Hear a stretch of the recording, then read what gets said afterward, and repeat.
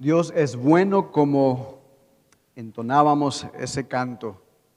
Solo póngase a pensar en el cuidado que Él ha tenido de su persona, de su familia, durante todo estos años de la pandemia. Dios es bueno. Quiero invitarles a que abran sus Biblias en Marcos capítulo 12. Marcos capítulo 12, versículos 28 al 34.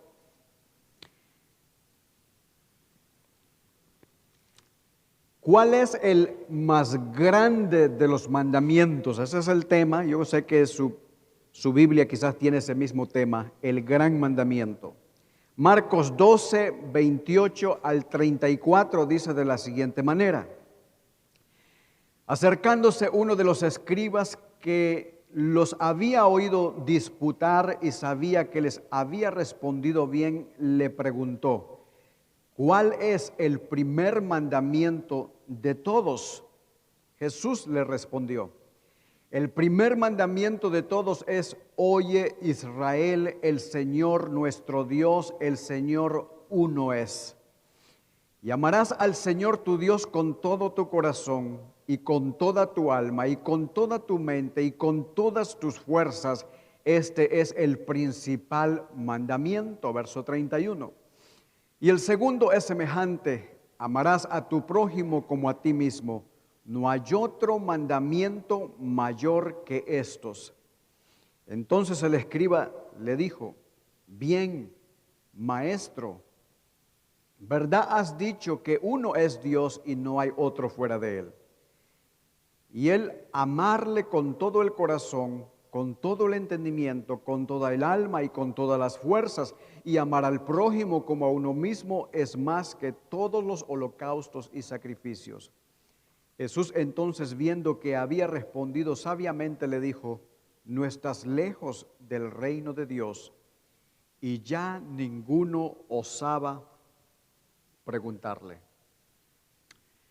Muy bien. Este es un mensaje, hermanos, en el que debemos dedicar mucho tiempo a pensar, a meditar. Así de que yo voy a pedirles, a suplicarle, como le hago, les comento siempre todos los domingos: olvídese de que tenemos que trabajar mañana, olvidémonos de lo que vamos a hacer en la tarde y concentrémonos en estos 45 minutos, 50 minutos para escuchar la palabra de Dios. Esté atento a recibir esa palabra, abrace lo que Dios va a hablarle en esta mañana y obedezca lo que Él tiene para usted. En el mundo en que vivimos, hermanos, hay poca gente que es atraída por la gracia salvadora. Cuando decimos gracia salvadora, nos referimos a que mucha gente como que pierde de vista el concepto de que nosotros somos salvos por la gracia de Dios. Millones de personas prefieren tener una religión que les diga lo que tienen que hacer, una religión con muchas leyes, una religión que haga hincapié en las obras humanas para ganar nuestra salvación, a diferencia del evangelio de la gracia que encontramos en su palabra. Y la respuesta a esta pregunta empieza cuando examinamos nuestra naturaleza humana, nuestra condición delante del Creador. Nosotros sabemos de que desde que nacemos venimos, hermanos, con nuestra rebeldía, venimos manchados con el pecado, y solamente un milagro de Dios puede transformar nuestra vida. Cada vez que alguien ve el evangelio de la gracia de Dios como algo deseable, no es porque esta persona sea inteligente, no es porque esta persona tenga algo diferente al resto de los seres humanos. No, mis amados hermanos, es porque el Espíritu Santo le ha dado una nueva vida, ha abierto sus ojos. Sin embargo, las Escrituras dan más información sobre por qué la gente prefiere las religiones en las que La salvación es ganada por medio de las obras. Vayamos desarrollando este pensamiento. En Romanos capítulo 2, versículo 15, hay un pasaje muy interesante, el cual dice de la siguiente manera. Ese pasaje nos dice que a todas las personas Dios ha mostrado la obra de la ley escrita en sus corazones, dando testimonio su conciencia, acusándoles o defendiéndoles sus razonamientos. Dios ha implantado algo en el corazón de las personas. Es como que si nosotros estuviésemos de alguna manera programados para seguir una ley. Fuimos creados con una comprensión de lo que la ley de Dios requiere y sabemos que tenemos que obedecer, aunque muchos se rebelan contra ese conocimiento. Hermanos, todos sabemos que matar es malo. Todos sabemos que robar es malo. Todos sabemos que hacer daño a una persona es totalmente malo. Es algo que traemos escrito ya en nuestros corazones. En los días de nuestro Señor Jesús, el enfoque de muchos judíos era todo acerca de la ley. Ellos tenían arraigado el pensamiento de la ley en sus mentes, en sus corazones, y con eso ellos estaban tratando de ganarse el favor de Dios. Cumpliendo los mandamientos, ellos tenían el favor de Dios según sus creencias, pero tenían que hacer mucho, tenían que trabajar mucho para permanecer dentro de ese pacto, para cumplir la ley de Dios. El esfuerzo humano era fundamental.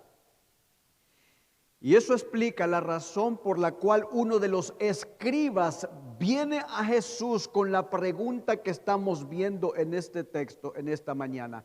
Este hombre quiere saber cuál de los mandamientos es el más importante. Y aunque la pregunta, hermanos, es buena, nosotros sabemos que viene de alguien en el cual cree que con cumplir la ley lo acerca a Dios. Con cumplir la ley él obtiene su salvación. Para ellos el pensamiento de la gracia salvadora no tenía validez. Pero el Señor Jesús deja claro que cualquier persona que piense de esa manera, que ganamos la entrada al reino de los cielos por medio de las buenas obras, cualquiera que piense de esa manera, más bien lo va a dejar fuera del reino de Dios. Y en el contexto de este pasaje, hermanos, Cristo ha estado debatiendo anteriormente con los fariseos, con los saduceos, con los herodianos. Ellos han tratado de encontrar alguna falla doctrinal en Cristo para atraparlo, pero no han tenido éxito. Y es por eso que ahora viene uno más de ese grupo. Uno de los escribas ha estado escuchando lo que ha estado pasando en ese ambiente. Un pasaje paralelo a esto, el Evangelio de Mateo nos dice que era uno de los fariseos, el cual observó que Jesús había dado una buena respuesta a los saduceos sobre la cuestión de la resurrección. Acuérdense que eso hablamos el domingo, la resurrección de los muertos. Esa pregunta era uno de los puntos claves que dividían a los saduceos y a los fariseos. Los saduceos no creían en la resurrección después de los muertos. Los fariseos sí. Así es que ahora vienen los escribas. Ahora viene a Jesús con su propia pregunta, una pregunta en la cual él quiere poner a prueba a Jesús. Una pregunta que tenía que ver con la ley de Moisés. Ahora, hermanos, todos sabemos que en la Biblia se encuentran cientos de mandamientos. Algunos estudiosos de los rabinos en ese tiempo habían seleccionado dentro de todos esos 613 mandamientos de la Torah. De la Torah se refiere a los 5 primeros libros del Antiguo Testamento. Lo cual nos lleva a pensar, hermanos, que 613 mandamientos es bastante. Son muchos. Ahora, ¿cómo podemos saber cuál de esos mandamientos es el más importante? De esos 613. ¿En cuáles debería centrarme realmente para cumplir esa ley? ¿Cuáles son los que Dios va a considerar más importante que otros en última instancia? Esa es la curiosidad de este hombre. Pero desde la perspectiva de este escriba, desde la perspectiva de un fariseo, esta es una pregunta importante, pero ellos están esperando que Jesús contradiga la ley para acusarlo. Pero nuestro Señor, conociendo los pensamientos, nuestro Salvador, Él da una respuesta y lo hace con un propósito muy específico. Él cita un pasaje de la ley, algo que conocen los escribas y los fariseos, y lo hace anunciando el pasaje que se encuentra en Deuteronomio capítulo 6, versículo 4 y 5, el cual leímos también esta mañana cuando presentábamos a Mateo. Deuteronomio 6, 4, 5. Este era, hermanos, y es un pasaje importantísimo para el pueblo judío. Ellos le llaman a este pasaje en su lenguaje hebreo el Shema, que tiene que ver con oír. Y de hecho así empieza este pasaje. Oye, Israel, presta atención, es como que fuese una confesión de fe. Oye, Israel, Jehová tu Dios uno es. Y Cristo está usando esta misma escritura, las palabras de Moisés, afirmándole a estas personas que hay un solo Dios, que no hay otro aparte de Él. Les está diciendo que este único Dios es nuestro Dios, es el Dios del pueblo de Israel, el Dios de todos aquellos con los que Dios mismo ha pactado. Y dado, hermanos, que solamente hay un solo Dios, no se permiten, no se van a tolerar otros dioses dentro del pueblo de Israel. No se van a tolerar otros dioses dentro de la vida de los creyentes, porque Dios no permite competencia. Nuestro Dios, hermanos, es un Dios celoso, un Dios el cual no soporta que la gente piense adorarle a Él y a la misma vez adorar a otros dioses. Esto es muy único nuestro Dios. Celoso, se llena de ira cuando su pueblo tiene otros ídolos aparte de Él. Y este es realmente, hermanos, el primero de los 10 mandamientos que conocemos nosotros. Y aunque no se da como un mandamiento aquí, está implícito allí en el pasaje. La demanda de este primer mandamiento es el siguiente: no tendrás dioses ajenos delante de mí. No tendrás dioses ajenos delante de mí. Y hermanos, esto no es una demanda fácil de cumplir. Aunque se puede obedecer de una manera superficial, de una manera externa. Por ejemplo, tú y yo, hermanos, no tenemos un santuario de Baal en nuestros hogares. Tampoco de Buda, yo espero que así sea. No tenemos un santuario para la Virgen o un santo en el salón. Nadie tiene un poste en el patio de nuestra casa con una imagen a la cual le llevamos adornos y la adoramos. Yo espero que nadie de los que estemos aquí haga eso, porque Dios es celoso. Pero antes de que nos sintamos libres de eso, de no tener una escultura a la cual adorar, permítanme recordarles, hermanos, que la idolatría abarca mucho más que esas cosas. La idolatría es un pecado malvado, atroz. La idolatría, hermanos, es engañoso y puede vivir en nosotros. Alguien dijo una vez que somos fábrica de ídolos, porque si nosotros tuviésemos que hacer una lista de todas las cosas que se convierten en ídolos en nuestras vidas, empecemos incluyendo el orgullo.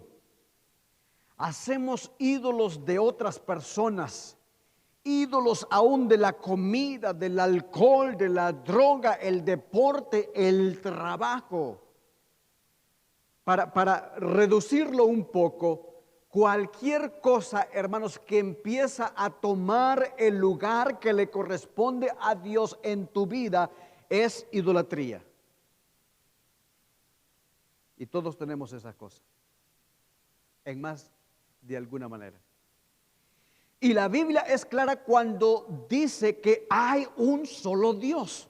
No podemos tener más de un Dios. Hay un solo Dios y fuimos creados, hermanos, para adorar a ese Dios, solo a Él. Y la demanda de ese Dios es clara y de gran alcance. Él quiere que su pueblo le adore solamente a Él.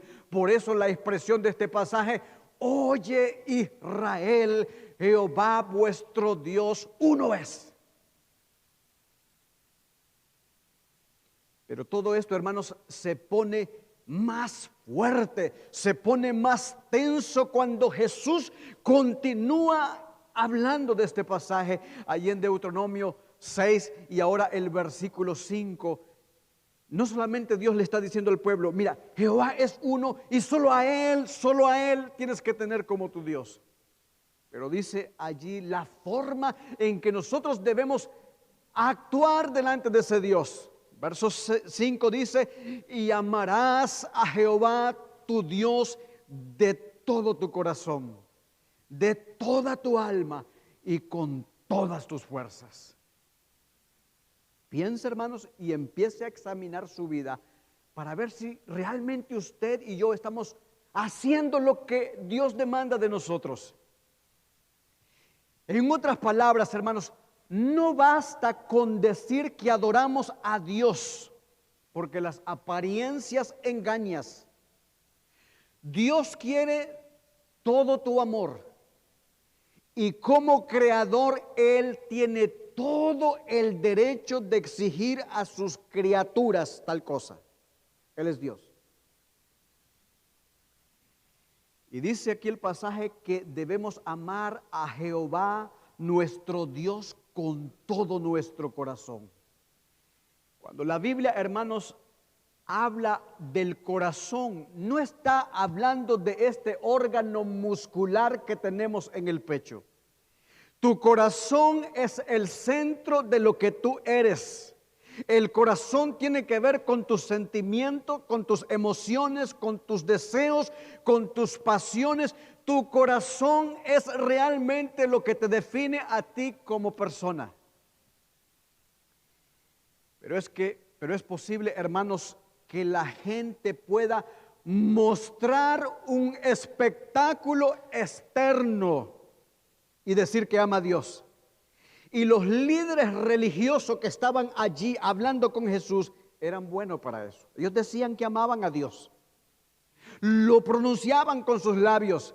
Pero el problema que Dios veía en esas personas es: ¿dónde está tu corazón? ¿Amas realmente a Dios con todo tu corazón? Y fíjense, hermanos, en esa pequeña palabra, todo. Es una palabra muy pequeña, pero con un gran significado. Dios no quiere migajas, en otras palabras. Dios no quiere la mitad, una porción de tu corazón. Dios está pidiendo que le amemos con todo nuestro corazón. Él quiere todo nuestro ser. Ese es su deseo para complacer a ese Dios. La demanda es grande. Y luego Moisés dijo, no solamente con el corazón, pero en el pasaje agrega allí y dice que debemos hacerlo también con toda nuestra alma. Nuestra alma, hermanos, está compuesta de nuestra mente, de nuestra voluntad. Dios creó nuestra alma para que pudiéramos expresarlo, pero debido a la caída de la humanidad, nos expresamos a nosotros mismos. En nuestro estado caído, nuestro estado pecaminoso, tenemos nuestros propios sentimientos, nuestras propias opiniones, nuestras propias decisiones que son independientes de Dios, son contrarias a lo que Él manda en su palabra. Pero el alma está allí, Él quiere que le amemos también con todo el alma. Hermanos, el alma es lo que nos da vida. Es el poder motivador que aporta fuerza a tu voluntad. El alma es lo que da brillo a las personas. El alma es lo que da dinamismo, empuje, determinación, conducta. Y Dios está pidiendo que le amemos con todo el corazón, que debemos amarle con toda nuestra alma, es decir, con toda nuestra vida. Y cuando amamos a Dios de esa manera, las cosas que ocupaban nuestro tiempo, las cosas que ocupaban nuestra energía, van a ser abandonadas porque ahora hemos cambiado y amamos a Dios con todo nuestro ser. Tenemos una meta, una búsqueda, y es amar a ese Dios de esa manera. Y simplemente estamos estudiando esto de una manera muy liviana para seguir con el texto. Allí mismo Jesús dice que debemos amar a Dios con toda tu mente también. La mente, hermanos, es donde se procesan nuestros pensamientos, donde razonamos. La mente es la que dirige el resto de nuestras acciones. La mente va a influir en lo que amamos, en lo que elegimos, y de ahí, hermanos, se deriva también nuestra inteligencia. En otras palabras, Dios está pidiendo que su pueblo le alabe también con nuestros cerebros, con nuestra inteligencia, con nuestra mente, comprometidos con el amor hacia Él, que estemos con Él comprometidos con todos nuestros pensamientos. Y una manera, hermanos, de poner nuestra mente enfocada en las cosas de Dios es leyendo su palabra, la cual nos va a revelar quién realmente es Él. Cuando usamos nuestra mente leyendo su palabra, vamos a ver con claridad la preciosidad de nuestro Dios. Y eso nos va a apartar de cualquier otro ídolo, porque tenemos un solo Dios, al cual vamos a tener ocupada nuestra mente. En el pasaje de Marcos, el Señor agrega que debemos hacerlo también con nuestra fuerza, con todas nuestras fuerzas. Y esto se refiere, hermanos, a nuestras habilidades externas. Cuando todo lo antes dicho está enfocado en Dios, entonces las acciones externas serán afectadas con tu cuerpo. Con un corazón, con un alma y con una mente pensando en Dios, el cuerpo fácilmente va a ser movido hacia esa dirección también. Dios se encargará aún de quitar nuestro cansancio para servirle, para adorarle. Todo eso, hermanos, se moverá con una fuerza a lo que Dios pide que nosotros hagamos. Por eso, hermanos, nosotros tenemos que ver que nuestro Señor Jesús está citando un pasaje de la Escritura que es de gran alcance en su demanda, y con eso Él está llegando al centro de este debate. Él quiere llegar al corazón de este escriba, al corazón de este fariseo. Él quiere llegar al corazón nuestro también, examinar, observar dónde está nuestro corazón. Hagámonos la pregunta. Con lo poco que hemos mencionado de estos versículos, ¿tú crees que puedes cumplir ese mandamiento como Dios lo describe aquí? ¿O crees que estás fallando? ¿Tú crees que puedes amar a Dios de esa manera tan completa?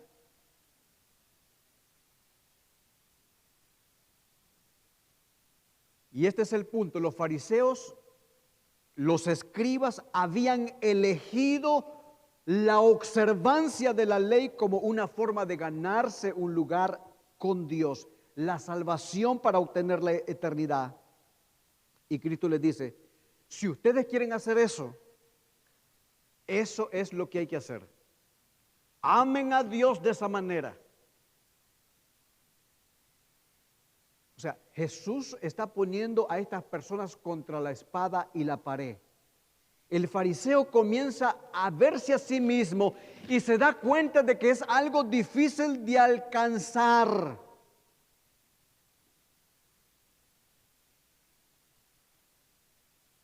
Pero Jesús, hermanos, los confronta con algo más.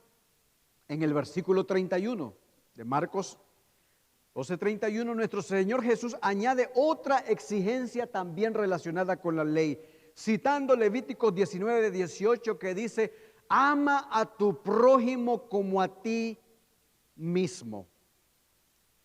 Y si ustedes notan, hermanos, ambos mandamientos tienen que ver en común con el amor. Ama a Dios sobre todas las cosas, ama a tu prójimo como a ti mismo. ¿Qué quieren decirnos estos textos cuando dicen ama a tu prójimo como a ti mismo? Nosotros sabemos, hermanos, que la gente mira por sí misma. La gente se cuida a sí mismo. Por ejemplo, yo le aseguro que después de que salgamos de este lugar, vamos a cuidar de nuestros cuerpos.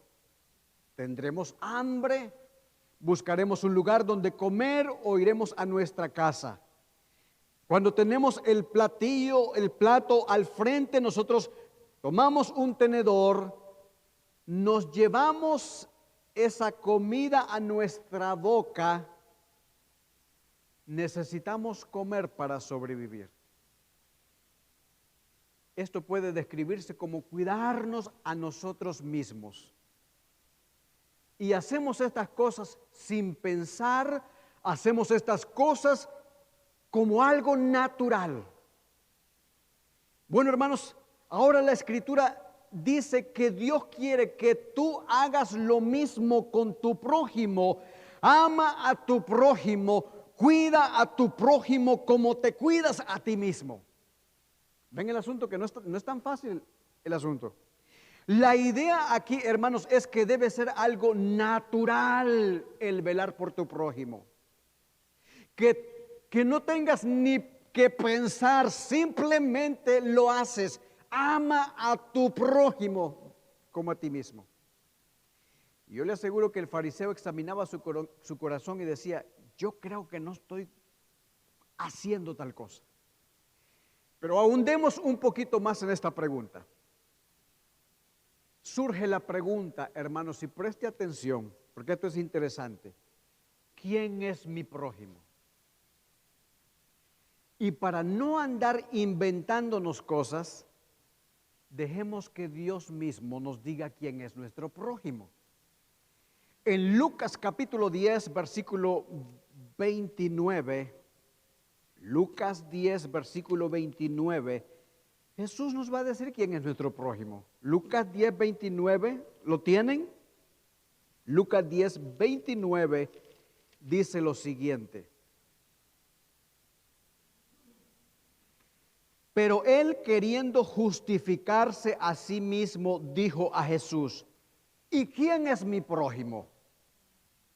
Respondiendo Jesús le dijo, Un hombre que descendía de Jerusalén a Jericó y cayó en manos de ladrones, los cuales le despojaron e hiriéndole se fueron dejándole medio muerto. Aconteció que descendió un sacerdote por aquel camino y viéndole pasó de largo. Asimismo un levita llegando cerca de aquel lugar y viéndole pasó de lejos. Pero un samaritano que iba de camino vino cerca de él y viéndole fue movido a misericordia. Verso 34. Y acercándose vendó sus heridas, echándole aceite y vino y poniéndole en su cabalgadura, lo llevó al mesón y cuidó de él. Verso 35. Otro día al pasar sacó 2 denarios y los dio al mesorero y dijo: cuídame y todo lo que gastes de más yo te lo pagaré cuando regrese. 36. ¿Quién pues de estos 3 te parece que fue el prójimo del que cayó en manos de los ladrones? Él le dijo: el que usó de misericordia con él. Entonces Jesús le dijo: ve tú y haz lo mismo. ¿Quién es nuestro prójimo, hermanos? Ustedes ven, hermanos, de que si nosotros queremos alcanzar el cielo, ganar nuestra salvación, cumpliendo estas obras, nos quedamos en la tierra. No lo logramos hacer porque nadie hace estas cosas con su prójimo. Solo falta salir allá afuera y ver la necesidad. Y ellos son nuestro prójimo. Y la Escritura está diciendo: haz tú lo mismo. El Señor Jesús, hermanos, contó esta parábola del buen samaritano y la idea es que debemos ser prójimos de cualquier persona que Dios ponga en nuestro camino. No podemos elegir quién será nuestro prójimo. Es Dios quien decide.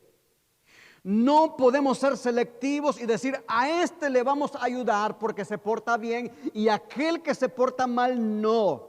La exigencia de este mandamiento es que debemos ayudar a nuestro prójimo, cualquiera que sea.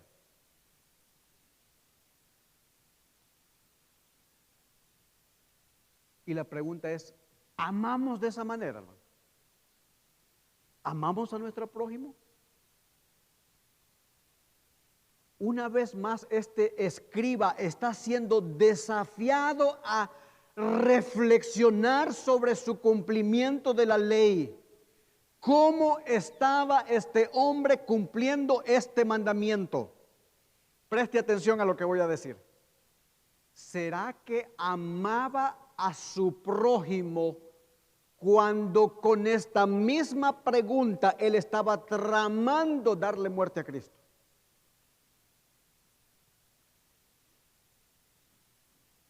Si bien es cierto, hermanos, nosotros no tramamos la muerte de nadie. Yo espero que usted no esté pensando en matar a alguien, ni hacerle daño a alguien. Ni nosotros tramamos la muerte de nuestro Salvador. Pero ¿qué pasa, hermanos, con la amargura, con el resentimiento, con la frialdad de corazón hacia las personas que nos rodean? Hermanos, nuestros hermanos aquí son nuestro prójimo. Nuestras personas que viven cerca de nuestros hogares son nuestro prójimo. Y lo que la palabra de Dios nos enseña, que si tú y yo tenemos o albergamos sentimientos duros hacia las personas, hacia nuestros hermanos, los cuales Dios ha puesto en nuestro camino, estamos en grave problema, en peligro. Lo que Dios quiere, hermanos, es que arreglemos nuestra situación. Tenemos envidia, tenemos recelo, resentimiento. Hermanos, nada cuesta pedir perdón. De la misma manera que Cristo nos perdonó, así debemos perdonar nosotros, dice la palabra de Dios. Ama a tu prójimo como a ti mismo. Esa es la exigencia de la ley de Dios. ¿Y saben por qué Jesús está utilizando aquí la ley? Él quiere exponer nuestra debilidad, nuestro fracaso, que por nosotros mismos no podemos hacer tal cosa. Por eso Cristo está proclamando la ley para que nos desesperemos, para que nos demos cuenta que con nuestros propios esfuerzos no podemos llegar a la altura de Dios, no podemos entrar al cielo, no podemos ganar nuestra salvación. Es imposible cumplir la ley de Dios. Si tú eres sincero y te examinas de esa manera. Solo cuando miramos a Cristo y a su justicia, miraremos a un Salvador que no solo comprendió las exigencias de la ley de Dios, las enseñó correctamente, sino que las cumplió perfectamente por nosotros. Usted y yo no podemos cumplir esa ley. Nos quedamos cortos, faltos, pero Cristo la cumplió. Nuestro Salvador, hermanos, amó a Dios perfectamente, así como Dios lo demanda en su palabra. En cada momento de su existencia terrenal, Él amó hasta lo sumo. Aún aquellas personas que estaban contra Él, que escupieron su cara, que le golpearon, que clavaron esos clavos en sus pies y en sus manos, Jesús allí mismo estaba diciendo: Padre, perdónalos porque no saben lo que hacen. Como aquel hombre justo Esteban, cuando estaba siendo apedreado, dice la Escritura que este hombre decía: no les tomes en cuenta estos pecados. Hermano, ¿te han escupido una vez la cara a ti? ¿Te han dado golpes en tu rostro? Yo creo que no. ¿Por qué es tan difícil perdonar a tu hermano por el cual Cristo también murió y perdonó sus pecados? No hubo un momento en que el amor de Cristo hacia nosotros no definiera su carácter, su actitud y sus acciones. Jesús hizo eso por todos los que confían en Él como su Salvador. Sí, hermanos, hay muchas personas que son difíciles de amar, pero Dios nos manda a amarlos. Dios los perdonó. Así de difíciles, Dios los perdonó. Ahora la pregunta, hermanos, Jesús hizo esto por todos los que confían en Él como su Salvador. ¿Confías tú de esa manera? Todos nosotros necesitábamos que Jesús muriera en la cruz en nuestro lugar para pagar nuestros pecados, para pagar por nuestras maldades. Y la Escritura promete que Cristo canceló la deuda de todos los que descansan en su perfecto sacrificio ofrecido una vez en la cruz, de una vez y para siempre.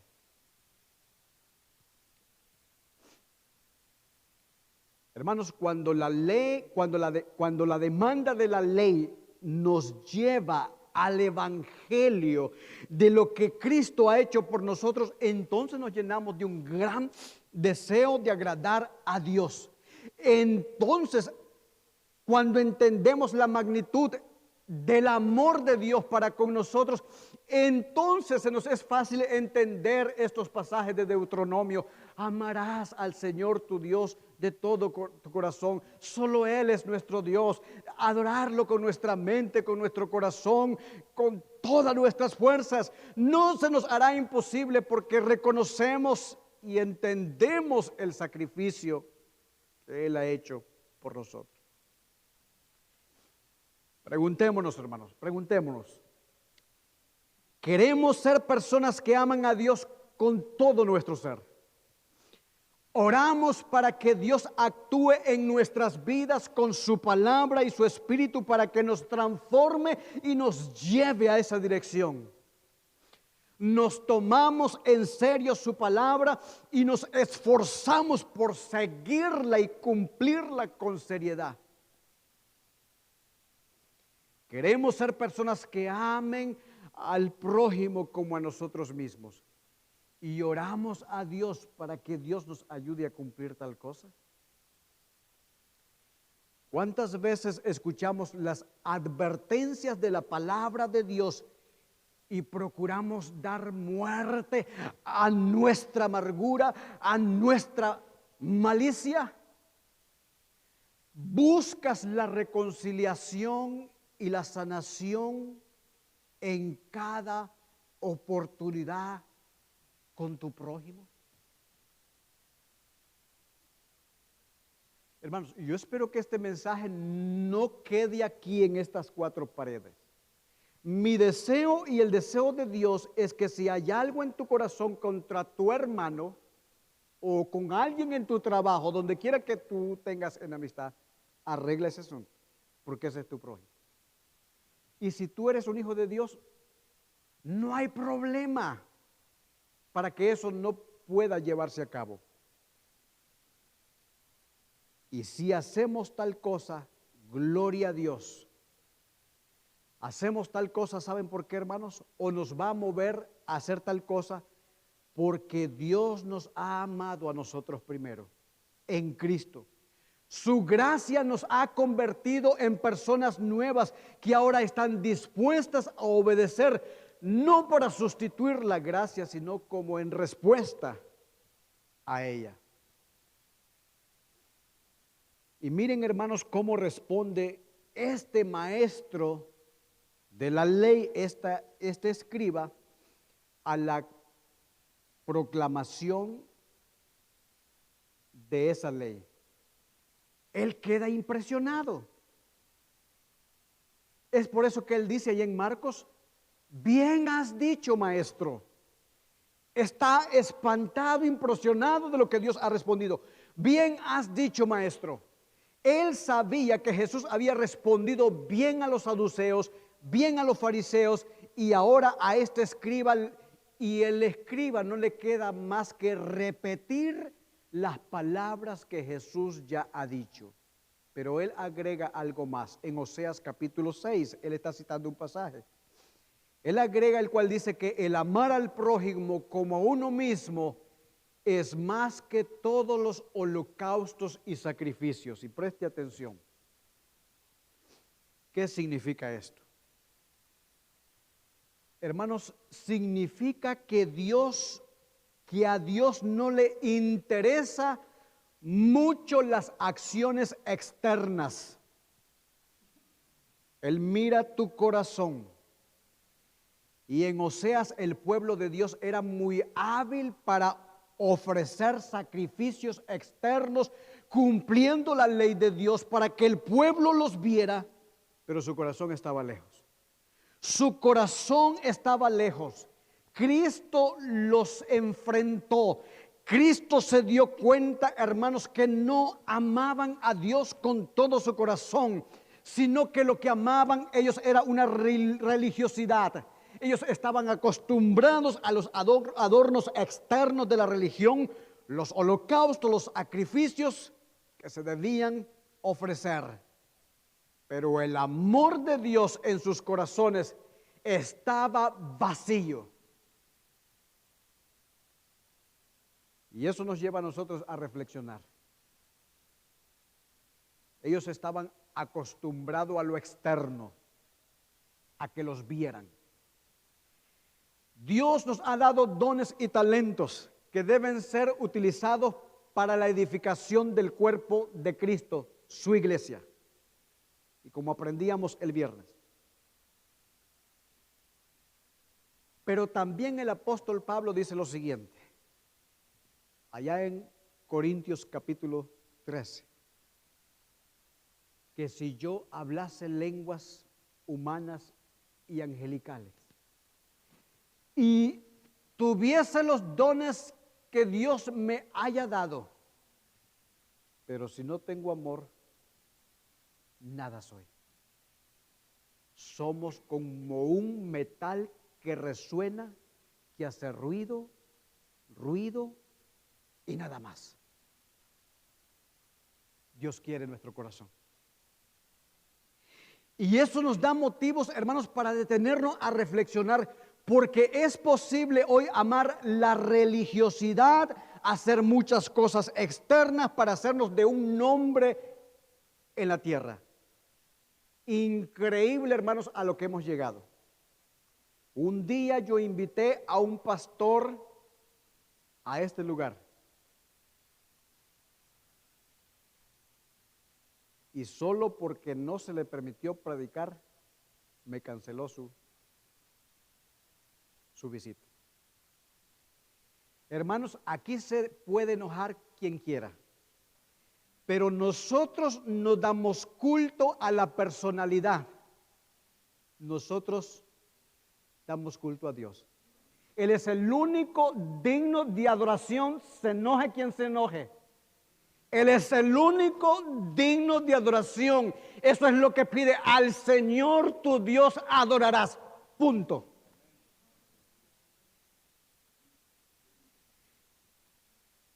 Muchos tienden a pensar en Dios como un concepto teológico o como algo para un buen debate. Para muchos es ni real Dios. Hablan de Dios, pero no es real ese Dios. ¿Y cómo podemos amar a un Dios que no es real? Si ni siquiera creemos de que existe. El hombre ama la religiosidad, pero no ama a Dios en absoluto. Y Dios quiere, hermanos, que nuestros corazones estén enamorados de Él. Quiere que nos preocupemos por nuestro prójimo. Estas son las cosas que Dios exige de su pueblo y Él quiere que las cumplamos. Pero el escriba no podía ver eso. Tenía cegados sus ojos. Es por eso que necesitamos a Cristo desesperadamente y necesitamos que Él haga esas cosas por nosotros, en nosotros y a través de nosotros. Ahora mira cómo Cristo, ya vamos a terminar, hermanos, cómo Cristo responde en el versículo 34, y esto debe llevarnos a pensar. Le dice en el versículo 34, no estás lejos del reino de Dios. A ese religioso le está diciendo, estás yendo por el camino correcto, sigue así, no estás lejos de llegar a esa humildad que caracteriza a aquellas personas que se someten al reino de Dios, esa humildad que lleva a una persona a Cristo con las manos vacías. No estás lejos de rendirte a Dios, no estás lejos del reino de Dios. Sin embargo, hay otra forma de pensar en este pasaje, y esto es lo que debe de llevarnos a prestar mucha atención. Dice el pasaje, no estás lejos del reino de Dios. ¿Saben lo que le está diciendo el Señor? Todavía no estás en el reino. No has entrado, ni siquiera has entrado, y con semejante religiosidad. No has entrado, hermanos, y esto nos debe llevar a pensar mucho, porque puede que estemos en el camino, ser un religioso, ser un gran maestro de la ley, pero ni siquiera hemos entrado al reino. En otras palabras, a lo mejor ni cristianos somos. Conocer la seria demanda de la ley no es suficiente. Tienes que dejar que esa exigencia se abra camino hacia un serio autoexamen en tu vida. Y es por eso que el apóstol Pablo dice, examinaos a vosotros mismos para ver si es que estáis en la fe.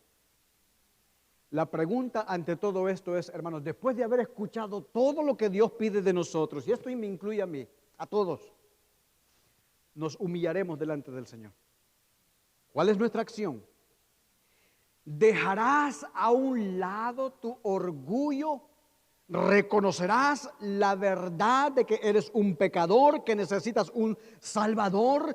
Dejarás de intentar estar a la altura de Dios y alcanzar la salvación por ti mismo. Te rendirás delante de ese Dios.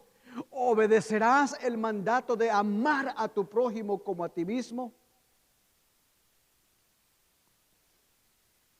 Hermanos, el punto aquí es de que Jesús enfrentó a las mejores personas que conocían de la Escritura. Y dice el pasaje ahí que desde entonces nadie más se atrevió a preguntarle cosa alguna, porque los dejó al descubierto. Nadie más se atrevía a preguntarle. Pero terminemos como empezamos. ¿Por qué hay tantas pocas personas que se sienten atraídas por la gracia salvadora de Dios? Porque quieren en sus pensamientos tener una religión donde la salvación se base en las obras. Esa era la costumbre de ese tiempo. Pero nosotros, a través de lo que el Señor nos ha enseñado en su palabra, debemos de pensar que solamente hay una forma de cambiar, y es de que Dios intervenga divinamente por nosotros. Y con este pasaje termino, Ezequiel capítulo 36, y preste atención lo que Dios hace por usted. Usted no hace nada, Dios hace todo el trabajo. Ezequiel capítulo 36, versículo 26, dice Dios, al ver nuestra maldad, al ver nuestra incapacidad, dice lo siguiente: os daré un corazón nuevo. ¿Quién hace eso? Dios.